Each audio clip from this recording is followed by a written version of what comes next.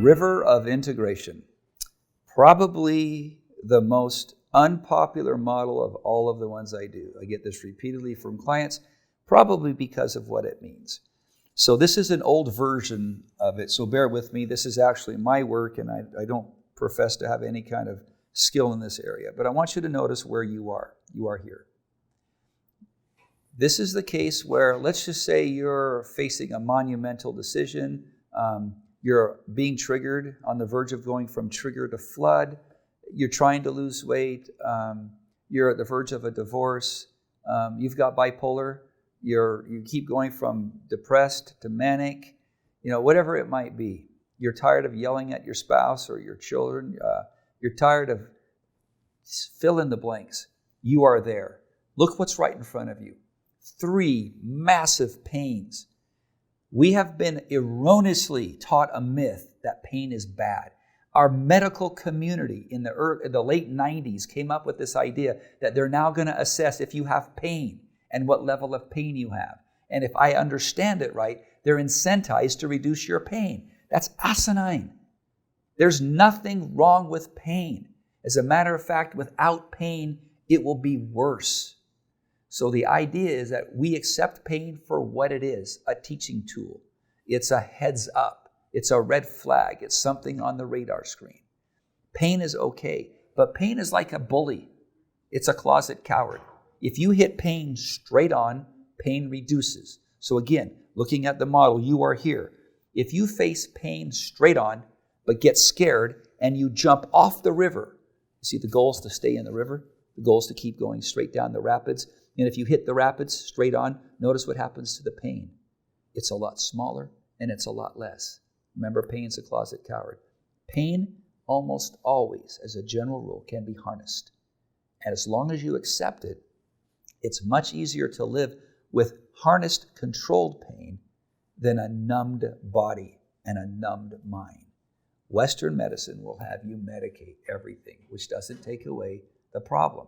It simply covers it. I'm suggesting there might be a way you could address a lot of the pain that you have, the mental challenges, the chronic illnesses, simply by addressing it and accepting that it exists. And then you go from there. So here's what we've got. When you stay on the river, you're in moving water. You're very vulnerable. That's a good thing, because being vulnerable means you're developing trust. You have to invest trust to get trust back. So being vulnerable is okay, especially if it's done in safe space, because if it's not in safe space, you're not going to be vulnerable.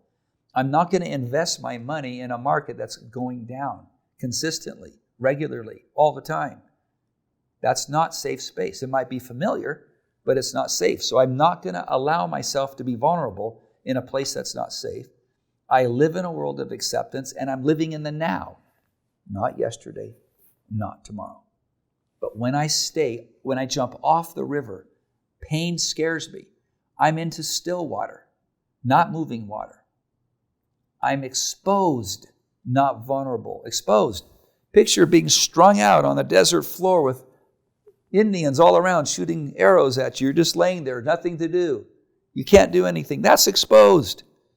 I don't want to be exposed. I want to be vulnerable. I want to control my pain. I want to control my environment.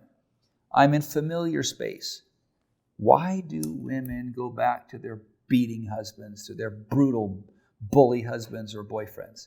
Because it's familiar. It's how they're drugging, they're medicating. It doesn't make any sense. It seems really odd, doesn't it? But when you understand their body brains, their subconscious isn't judging right or wrong. It's judging, can I get medicated right now? So they go back to a familiar space, even though it's actually harmful to them. Resistance versus acceptance. You're carrying negative energy, and then you live in a state of fear versus being present. The river of integration simply says, if you can get into the flow, and look at the lines on the side, there's your container. That's your foxhole. Get in there, create principles that'll make decisions for you, so you can navigate all the waters, the rapids on the river, in such a fashion that you're comfortable with the challenge. Conflict is invited. You grow from it. Mistakes get retakes. You're living in a perfect world. That's the idea behind it.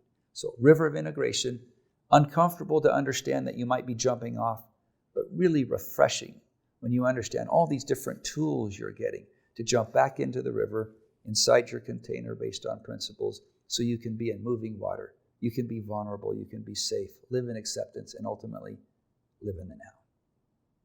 See you in the next one.